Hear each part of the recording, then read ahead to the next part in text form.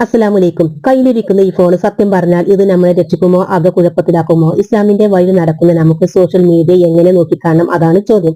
നമുക്ക് ചുറ്റും നോക്കിയാൽ മനസ്സിലാക്കും ഇതൊരു സാധാരണ ആപ്പ് മാത്രമല്ല. നന്മയുടെ കാര്യങ്ങൾ പെട്ടെന്ന് വൈറലാക്കാൻ, അറിവ് പകർന്നു നൽകാൻ, ഒരു മഹത്തായ ദൗത്യം ചെയ്യാൻ ഇതിലൂടെ പറ്റും. വെറുതെ സ്ക്രോൾ ചെയ്ത് കളയുന്നതിന് പകരം നമ്മുടെ അക്കൗണ്ടുകൾ സ്വർഗത്തിലേക്കുള്ള പാലമാക്കി മാറ്റാൻ നമുക്കൊരു അവസരം കിട്ടിയിരിക്കുകയാണ്.